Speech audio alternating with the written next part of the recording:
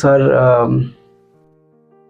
এরপরে আরেকটা জিনিস জিজ্ঞাইতাম চাই, এটা খুব বেশি কিউরিয়াস আমি, যে আপনি তো কইতে গেলে 90s স্টার্ট করেছিলেন পড়ানি, তো তখনের সিচুয়েশন, ক্লাসরুম সিচুয়েশন বা স্কুল সিচুয়েশন, কলেজ সিচুয়েশন, স্টুডেন্টের মেন্টালিটি আর এখন আমি পার্থক্য হইতাম না কিনা পাই, পার্থক্য অনেক আছে, এখন বহুত কিছু চেঞ্জ হয়েছে, টেকনোলজিক্যালও বহুত কিছু চেঞ্জেস আছে।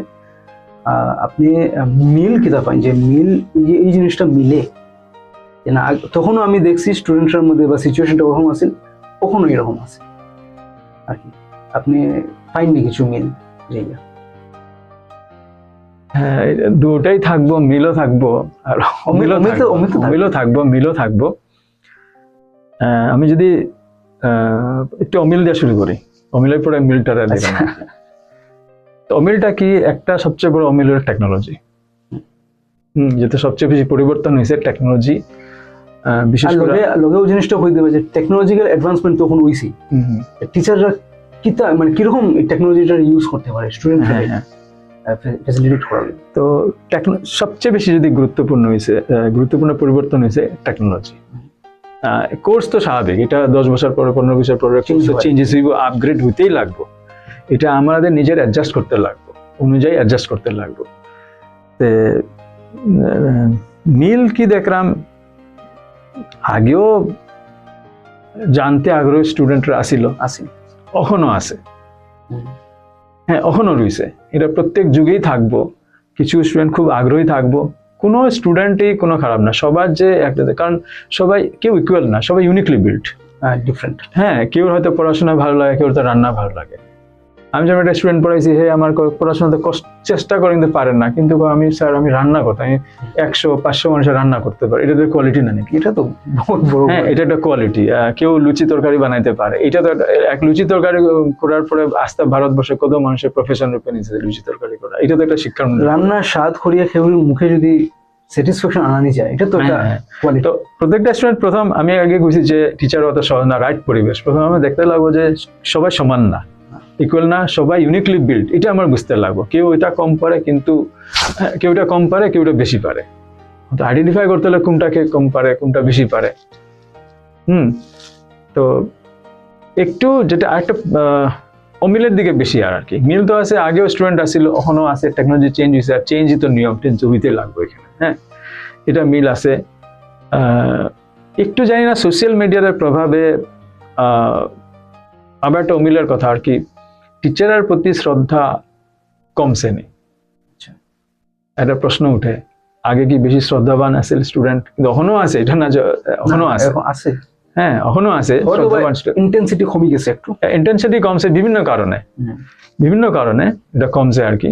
হইতে পারে যে দেশে বহুত বেকারত্ব আছে, অনেক সময় হইতে পারে যে আমি হাই সেকেন্ডারি পড়ে বা অমুক ডিগ্রি পড়ে আমি করতাম কিতা, এটা হতাশারও থাকতে পারে, যেই হতাশা এবার টিচারের প্রতি ওই সম্মানটা থাকতো না। যদি দেখা যায় আমি একটা সুন্দর এমপ্লয়মেন্ট হওয়ার, আমার পড়লে ফায়দা আছে, তো অটোমেটিক সম্মান আইব, বিভিন্ন কারণ। তারপর আরেকটা আছে, বিভিন্ন অ্যাভিনিউজে পারছে এখন, যে আমাদের খালি বুকিশ না, বিভিন্ন, কেউ আমি কম্পিউটার পারি, কেউ আমি অমুক পারি, কেউ ধরো কন্টেন্ট ক্রিয়েটর থাকে, আমি ওটা পারি, ব্লগিং এগুলো আছে, হ্যাঁ এগুলো বহুত কিছু অপশন থাকে, এগুলো আসিল না, এগুলো কারণ আছে যে হয়তো যে পড়াশোনার ক্ষেত্রে পড়াশোনার রিপ্লেসমেন্ট, হ্যাঁ পড়াশোনা আগে কি আসলে পুস্তক ওরিয়েন্টেড, যে আমরা পড়িয়া আমি কিছু বাস পড়িয়া, তো অটোমেটিক একটা টিচার প্রতি শ্রদ্ধা ওরকম থাকবো, কিন্তু এখন একটু পরিবর্তন হয়েছে এটা। আপনি কি তা মনে করেন? আর এটা ঠিক, যে কোনো যুগে কোয়া হয় শ্রদ্ধাবান লভতে জ্ঞানম, যে কোনো ফিল্ডে হোক, মিউজিক হোক, খেলা হোক, আর তার শ্রদ্ধা লাগতে লাগবে, শ্রদ্ধা নাই তো শিক্ষা নাই, শ্রদ্ধা এটা রাখতেই লাগবে। মানে ওটাই আমি জিজ্ঞাসা আসলাম যে মানে এই জিনিসটা আপনি কিরকম দেখেন আর কি, যে বিভিন্ন পড়াশোনা ছাড়া বিভিন্ন এভিনিউ চাইছে, তো এই জিনিসটা তো আপনি যেটা ওখানে আনসার দিলাম, কোয়ার আগে আনসার দিলাম যে শ্রদ্ধা না থাকলে কোনো কাজই সুন্দর মতো হবে। আমি হ্যাঁ ক্ষণিক সময় লেগে আমি হয়তো বা কোনো ফেম নেম পাইলাম, কিন্তু শ্রদ্ধাটা থাকা খুব বেশি দরকার আছে।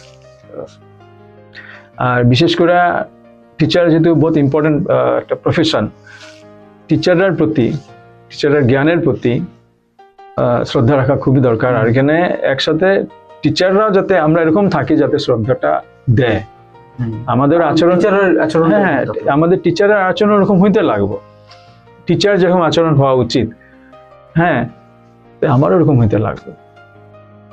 কারণ খালি একতরফা তো না, গুরু শিষ্য পরম্পরা, গুরু গুরু জাগাত, শিষ্য শিষ্য জাগাত আমি থাকতে লাগবো। টিচার হয়ে গেলাম দেখি আমি সম্মান পাইতাম, এটা জাস্টিফাই করে না। আমি হয়তোবা আচরণ ওরকম না, আমি তো সম্মান আশা করতাম না অ্যাকচুয়ালি, আমার সম্মান দিতে আমি আশা করতাম না, আমার নিজের এনভায়রনমেন্ট তৈরি করতে লাগবো, আমি কাজ এরকম করতে লাগবো, হ্যাঁ অটোমেটিক এই সম্মানটা হয়তো আয় পড়বো। অফকোর্স সমাজে ইম্পর্টেন্ট, এখানে সমাজ আমাদের টিচারদেরকে কিরকম কিরকম রাখছে, কি কুলে উঠায় রাখছে নি, এটা দেখতে না মানে কেমন রাখছে, এটা সমাজের উপর ডিপেন্ড করে।